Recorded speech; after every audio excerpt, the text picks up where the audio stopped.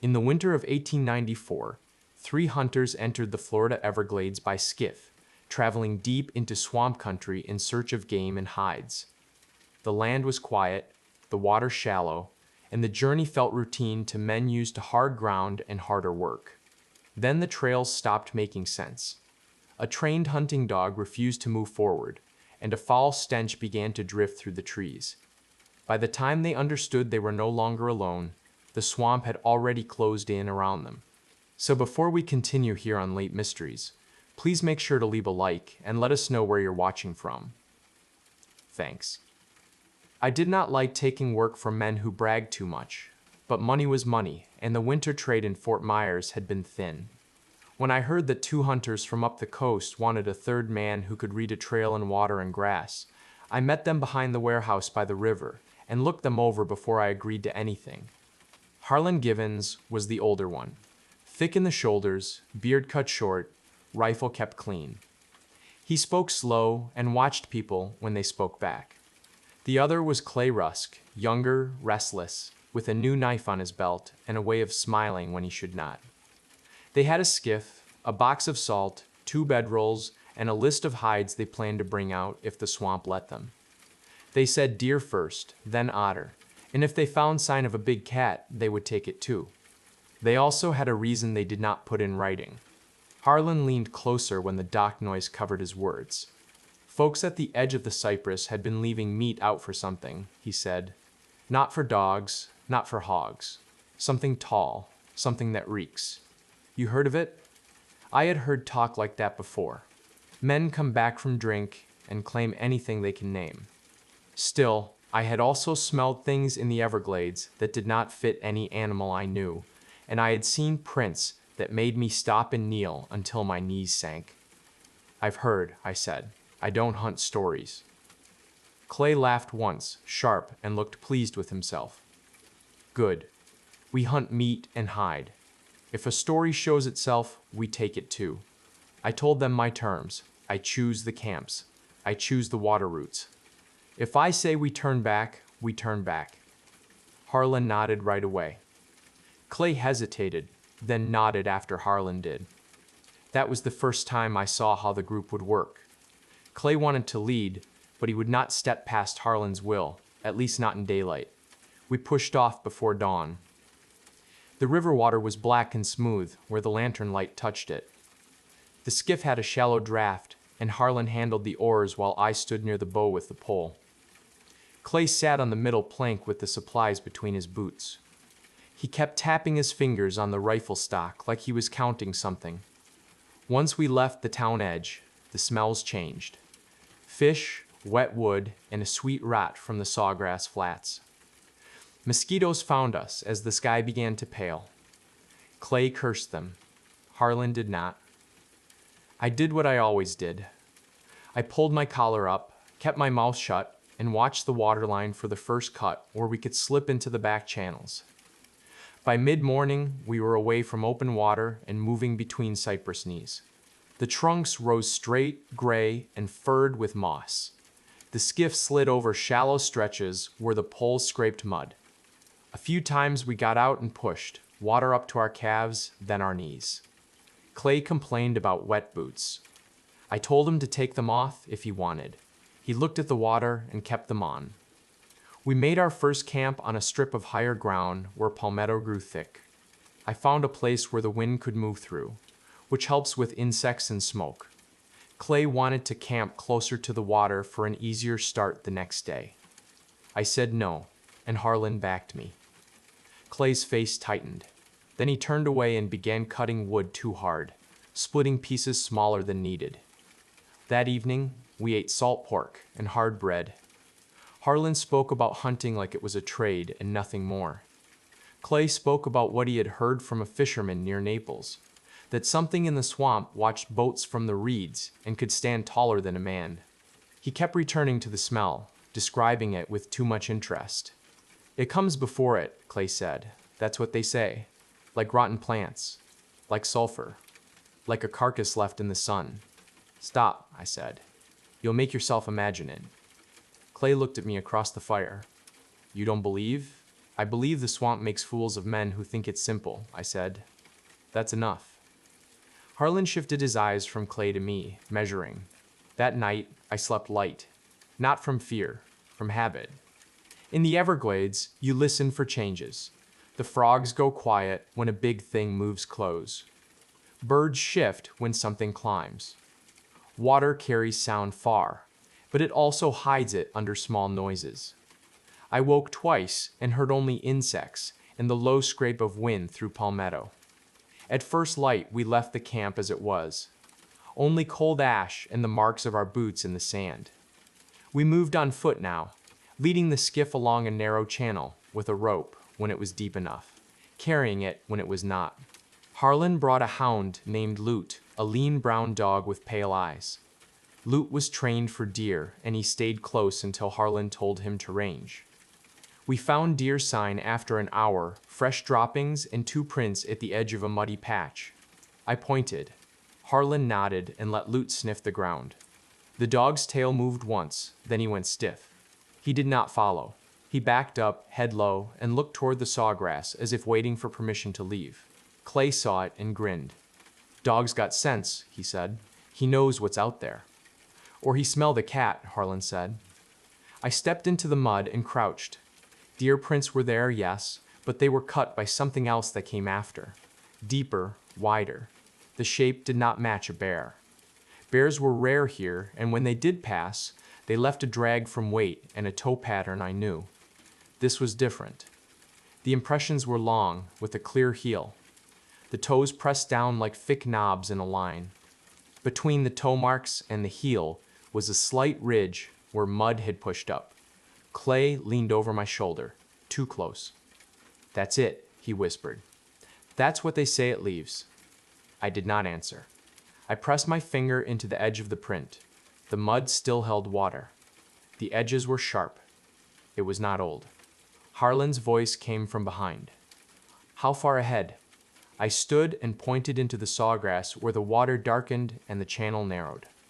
It went that way. It's moving on the same line the deer took. Harlan looked at the print without bending, then looked at Loot. The dog kept backing until the rope pulled tight on his collar. We follow the deer, Harlan said. We keep the dog close. Clay's eyes shone with a kind of hunger I did not like. We follow both, he said. No, I said, and I kept my voice flat. If you hunt something you don't know, you do it when you have room to move. Not in tight grass where you cannot see 10 steps. Clay started to argue. Then Harlan lifted a hand and Clay stopped. He swallowed his words but did not swallow his mood. He adjusted his rifle strap and muttered, "We came all this way." We moved forward anyway, slower. The sawgrass cut at our sleeves. The water rose from knee to thigh and cooled the sweat on my legs. The air thickened. Mosquitoes pressed against our faces despite the smoke from the morning fire still on our clothes. Then the smell reached us. It was not a single thing. It had layers. Rotting vegetation, sour mud, and something sharp that stung the back of my nose. I had smelled carcasses and marsh rot all my life, but this was heavier and carried farther, like it was clinging to the air itself. Clay stopped and smiled like he had won. There, he said quietly. You smell it. Harlan did not answer. He held Loot tight. The dog trembled and tried to pull back toward the drier ground. I looked ahead through the grass. The water surface had a thin scum where the current slowed. Small fish broke it in quick flicks. A heron stood still to the left, then lifted and flew without calling. I felt my throat tighten, not from fear, but from the knowledge that something had changed in the space ahead and did not want to be known. Clay whispered, "We're close." A soft splash came from the right, not a fish. A heavier displacement, controlled, like a foot placed down. Then another, farther off, as if the thing had changed direction when it realized we had stopped. Harlan breathed in once, slow, and said, "We back out to open water. Now." Clay's head snapped toward him. "No, we." Harlan cut him off. "Now." I did not wait for Clay to choose. I turned and began moving back the way we came, careful not to stumble.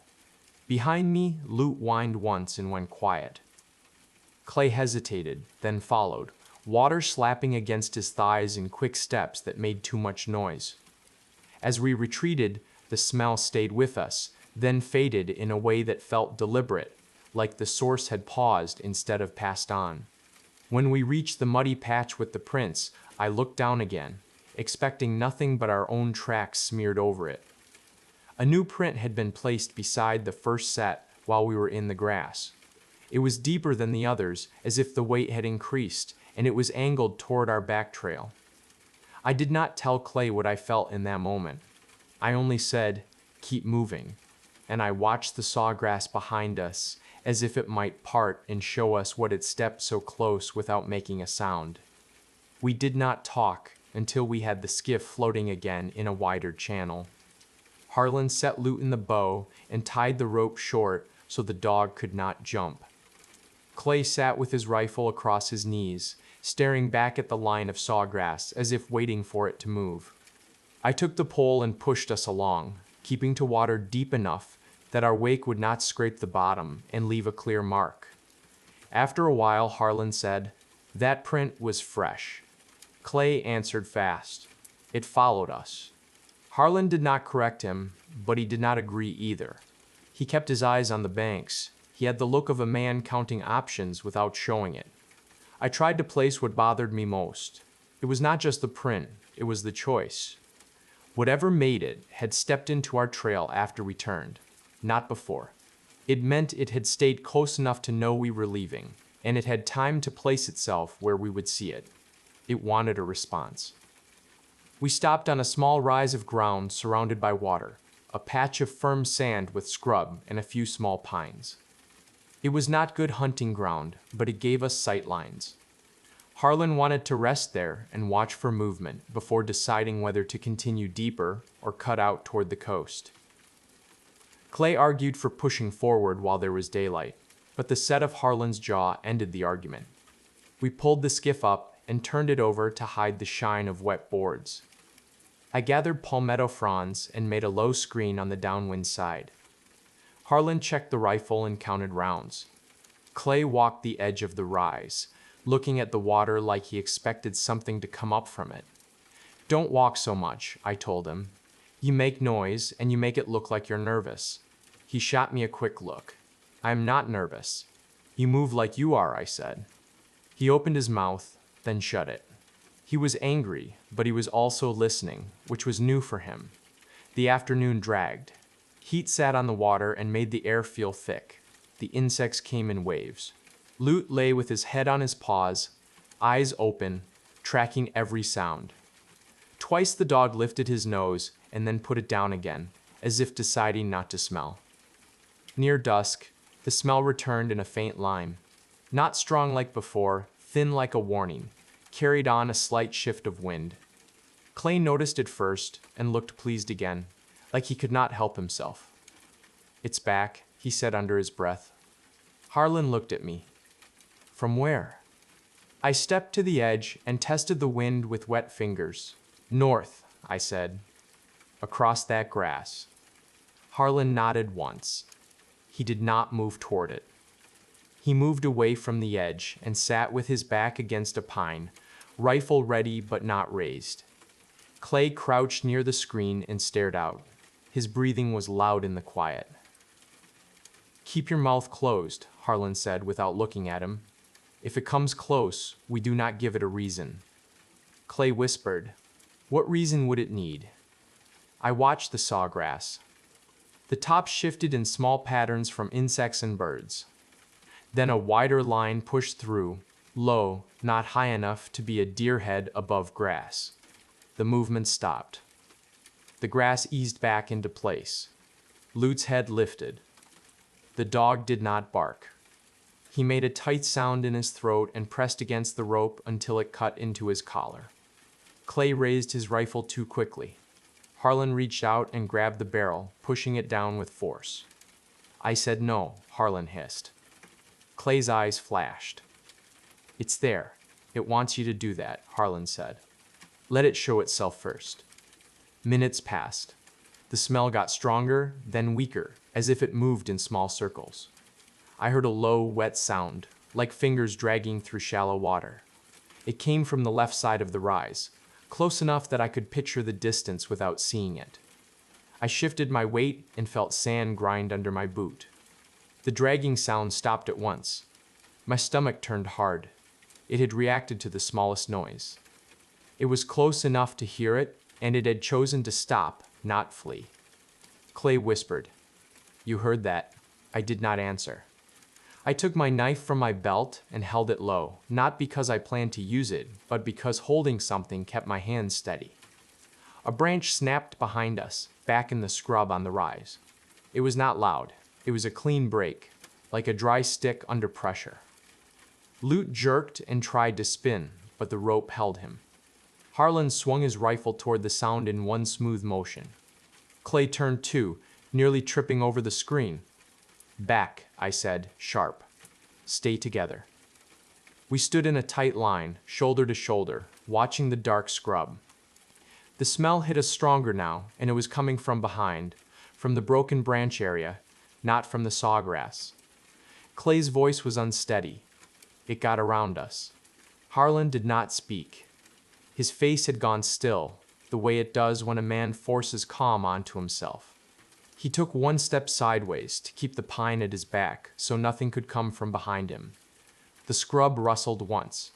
Then a shape rose, just enough to show a shoulder line above the low bushes, broad and dark. It did not stand fully. It stayed half, crouched, hidden, as if it knew exactly what parts of it we could see. I saw matted hair with strands clumped together, not sleek like a bear. Bits of plant stuck to it. The smell was so strong, it made my eyes water. Clay sucked in a breath and whispered, "It's real." The shape moved a little to the right, slow. I caught a glimpse of an arm longer than a man's bent, with a hand that did not look like a paw. It pressed into the sand without sinking much, then lifted again with control. Harlan's rifle stayed aimed, but his finger did not squeeze. He was waiting for a clear shot or a clear threat. The shape stopped. Something pale showed between hair at the side of the head. It could have been skin. It could have been a patch where hair was thinner. Then I saw the outline of a face, not clear enough to name, but clear enough to know it was facing us. It made no sound. Clay's whisper turned into a cracked sentence. "Shoot it." Harlan spoke in a low voice that carried weight. "Not unless it charges." Clay's hands tightened around his rifle. He shifted his feet and sand slid. The shape reacted at once. It sank lower and moved fast, not away from us, but along the back edge of the rise, staying in scrub, circling. I said, "It's testing our line. Don't split." Clay turned his head, following movement he could not fully see, and in that moment he stepped a half pace away from us. It was small, but it broke the tight line. A splash came from the water on the far side, followed by a heavy step onto the sand. I spun and saw grass bend near the skiff, as if something had grabbed the edge and pulled itself up. The skiff rocked once, then steadied. Clay shouted, loud and high. "It's at the boat," Harlan snapped, quiet. But it was too late. The shout seemed to trigger a decision. The smell surged, and the dark shape in the scrub rose higher, showing more of its chest and shoulders. It stood taller than any man there, but it stayed partly covered by branches. Its head turned, quick, toward Clay. Clay lifted his rifle and fired without aiming. The shot cracked through the swamp and echoed. Birds exploded out of the trees. The muzzle smoke hung for a second in the still air. The dark shape vanished into the scrub so fast I could not track it. At the same time, the movement near the skiff stopped. The boat stopped rocking. For a moment, there was nothing but the ringing in my ears and the dog's strained breathing. Harlan turned on Clay with a look that could cut. "You just told it what we do when we panic." Clay's face was pale. He swallowed and tried to sound brave. "I hit it." "You don't know that," I said. "You fired into brush." Clay opened his mouth again, then his eyes shifted past us to the sand by the skiff. He went still. I followed his stare. In the damp sand near the skiff were fresh marks. Long heel, thick toes, pressed deep, and beside them, another set, slightly smaller, but the same shape, as if a second one had stepped there, then stepped back into the water. I felt the cold move through me, clear and sharp. Clay whispered. There were two. Harlan did not answer Clay. He walked to the skiff and ran his hand along the side where the grass had bent. The wood was wet and smelled worse than the air around us. He wiped his hand on his trousers without looking at it. We leave, Harlan said. Now. We go south, then cut east when the channel's open. Clay shook his head fast. We can't just walk out after that. You saw the prints. 2 of them. We fire once and run? We fired once, Harlan said. We don't know how many there are. We don't know how they move at night. I stepped closer to Clay so he would have to look at me. You wanted proof, I said. You got it. Proof does not mean control. Clay looked between us. His jaw worked. The excitement that had driven him earlier was gone, replaced by something tight and angry. You're afraid? Yes, I said. And you should be. That landed harder than arguing would have. Clay turned away and grabbed his pack, slinging it over his shoulder with more force than needed. We righted the skiff and pushed it back into the water. The sun was already low, staining the water dark orange through the trees. Dusk was the worst time to move, but staying was worse. Harlan took the oars.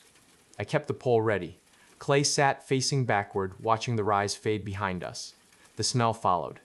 Not constant. It came and went in short waves, sometimes ahead of us, sometimes off to the side. It never fell fully behind. I did not say that aloud. Harlan noticed it too. His shoulders stayed tight, and he adjusted our course often, choosing channels that widened when he could. Once a shape moved parallel to us in the sawgrass. I saw only the grass bend and lift back up. It kept pace for several seconds, then fell back. No splash, no sound. Loop began to whine softly, a thin noise that cut into my nerves. Harlan reached down and pressed a hand against the dog's head until the sound stopped. Night came fast. The insects thickened. We lit no lantern. The moon was enough, thin and low, reflecting in broken lines across the water. Shadows were everywhere, layered and uncertain. Clay leaned forward. We should stop, he said. We'll run into something we can't see. Harlan shook his head once. We stop. They stop with us. That was when we heard it clearly for the first time. A low exhale from the left bank, slow and deliberate. Not a growl, not a call. Just air pushed out through something large. It carried the smell with it, stronger than before, and it made my eyes sting again. Clay flinched and raised his rifle halfway. Harlan grabbed his wrist and forced it down. No shots unless it touches the boat, Harlan said. You fire again, and we're done. Clay nodded, quick and shallow. The channel narrowed ahead, choked with fallen branches and floating mats of vegetation. I pushed us through carefully, easing the skiff past obstacles that scraped the sides. Each scrape sounded too loud. A sudden splash came from ahead, then another behind us, almost at the same time. The skiff rocked. Clay shouted, They're blocking us. Quiet, I said, but my voice was already lost. Something hit the side of the skiff hard enough to tilt it. Water sloshed in. I jammed the pole down and pushed back, steadying us. The smell was overwhelming now, thick enough to taste. Harlan pulled an oar free and held it ready like a club in his left hand, rifle balanced in his right. Another hit came, lighter, testing. Then a hand rose out of the water on the right side, gripping the edge of the skiff. It was dark and wet, fingers long and thick, nails blunt and dirty. Clay screamed and fired straight down. The shot deafened me. The recoil knocked Clay backward. The hand vanished at once, and the skiff lurched as whatever had been holding it let go. Water churned around us. I heard movement on both sides, splashes that crossed each other, fast and controlled. Harlan fired once into the water ahead, not aiming to kill, but to force space. The sound rolled through the swamp. "Pull," Harlan snapped. I pushed hard, using every bit of strength I had. The skiff surged forward, scraping over a mat and into deeper water beyond. Something struck the back end as we broke free, but it did not grab hold. We moved fast then, faster than I thought the skiff could go. My arms burned. Clay had dropped his rifle and was bailing water with his hands, eyes wide and unfocused. The channel opened suddenly into a broad pool. Moonlight spread across it, clear and open. For a moment, there was nothing around us but water and trees set back from the edge. Then shapes broke the surface. One rose on the left, water pouring off its shoulders. Another appeared farther back, only its head and upper chest visible. Both were tall, even half submerged. Hair clung to them in heavy mats.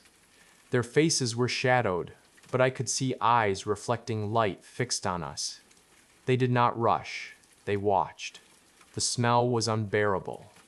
It pressed into my lungs and made breathing shallow. Harlan stood in the skiff, rifle aimed but not firing. His voice came out steady but tight. "Keep moving." I pushed. The skiff slid forward across the open water. The shapes stayed where they were, turning their heads to track us. One lifted an arm slowly and let it fall back into the water, sending a small wave toward us. Clay whispered, "Why aren't they chasing?" I knew the answer but did not want to say it. They did not need to. This was their ground. They knew every cut and channel. They knew every cut and channel. They were letting us run because running tired us.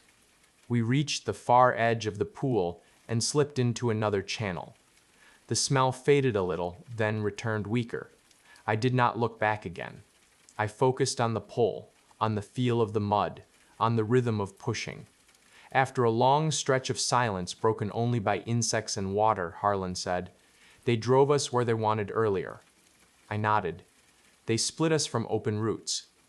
Clay wiped his face with shaking hands. "They could have tipped us. They could have pulled us in." "Yes," Harlan said. "They chose not to." Clay looked sick. "Why?" Harlan did not answer right away. When he did, his voice was low. "Because they wanted us to leave. Or because they wanted to see how we move." We traveled until my arms felt like stone. When we finally grounded the skiff on a narrow strip of sand just before dawn, we did not make a fire. We dragged the skiff up and lay beneath it, using it as cover. No one slept. As the sky lightened, the smell faded completely.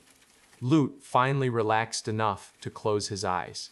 Clay stared at the pale edge of the sky and whispered, "I thought it was just a thing to hunt." Harlan looked at him without anger now, only weariness. "Some things aren't."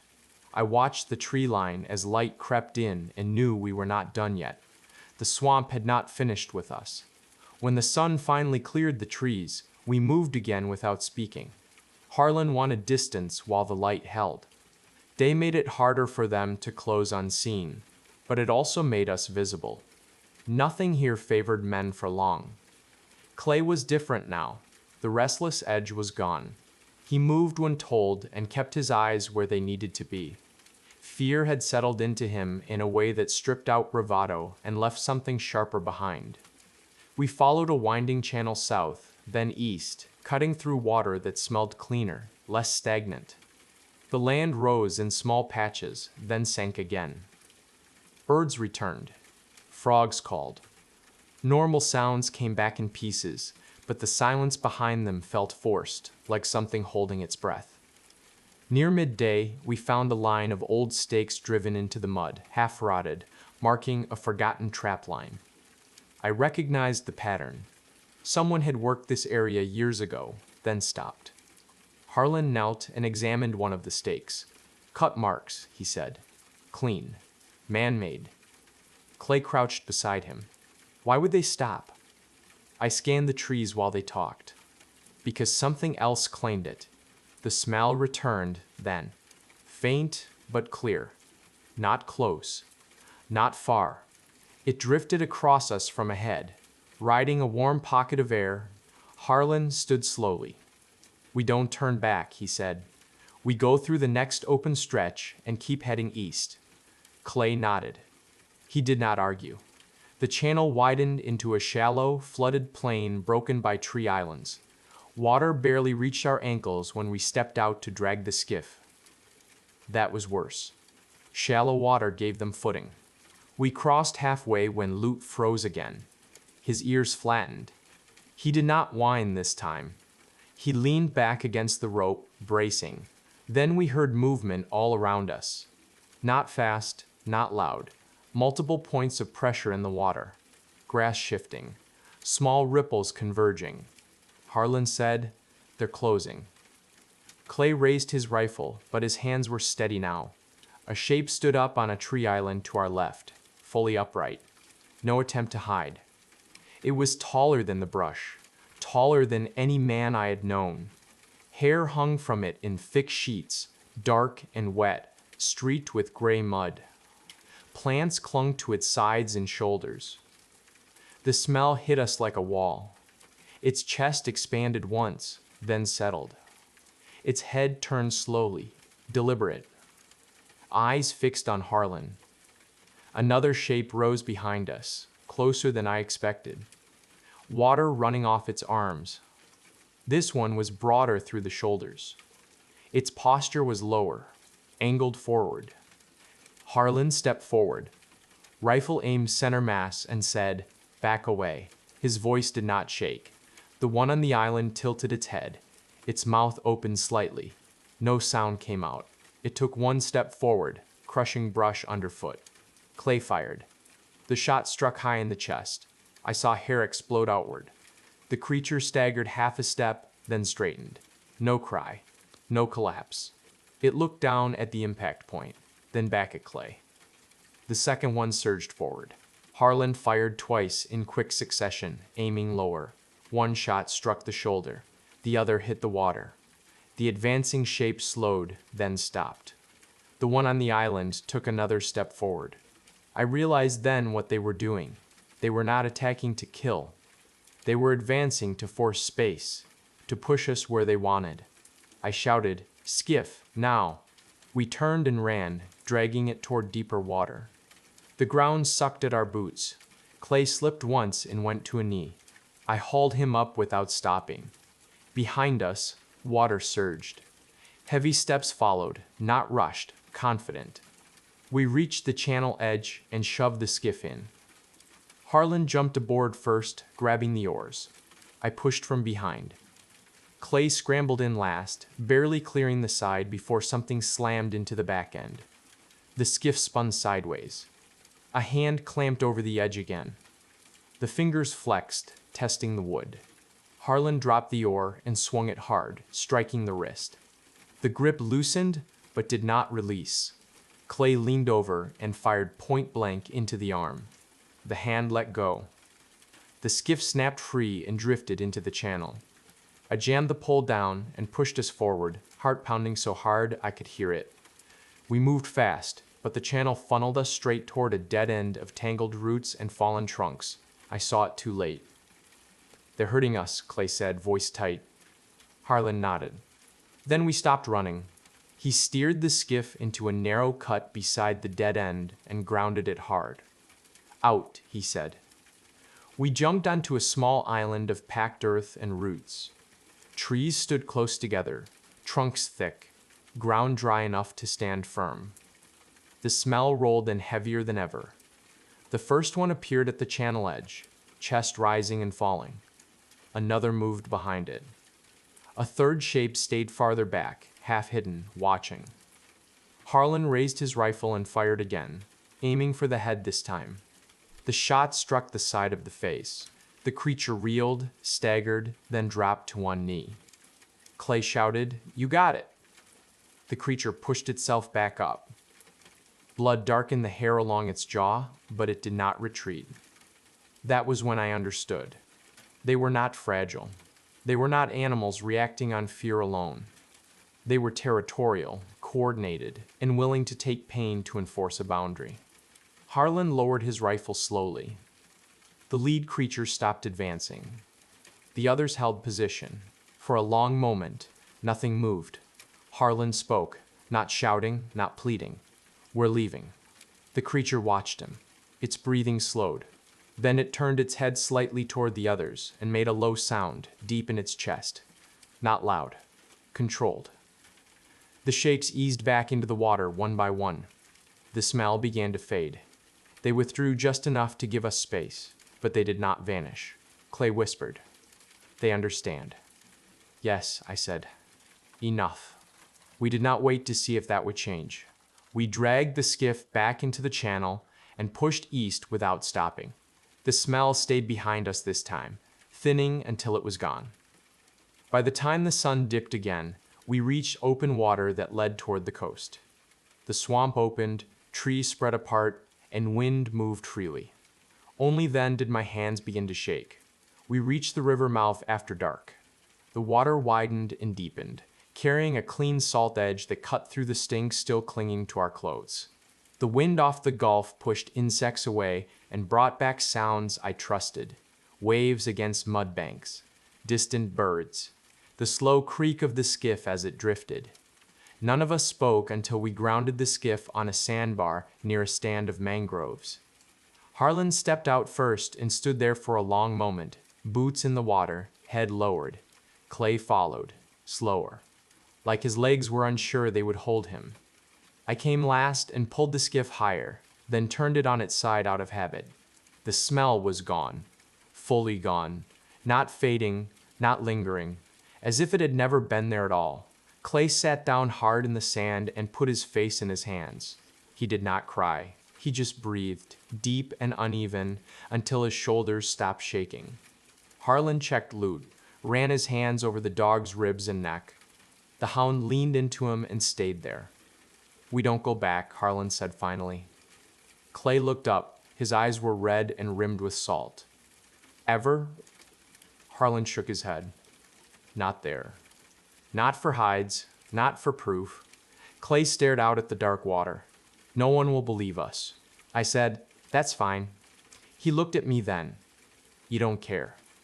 I care that we're alive, I said. Belief doesn't change what's there. We made a small fire, more for light than warmth. None of us ate. Clay tried and gagged at the smell of pork grease. He wrapped the food back up and shoved it into his pack like he never wanted to see it again. Harlan sat across from him, cleaning his rifle with steady hands. He did not look at the bullet dents along the stalk where Clay's grip had crushed into it. After a while, Clay said, they let us go.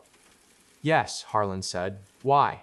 Harlan paused, cloth halfway down the barrel.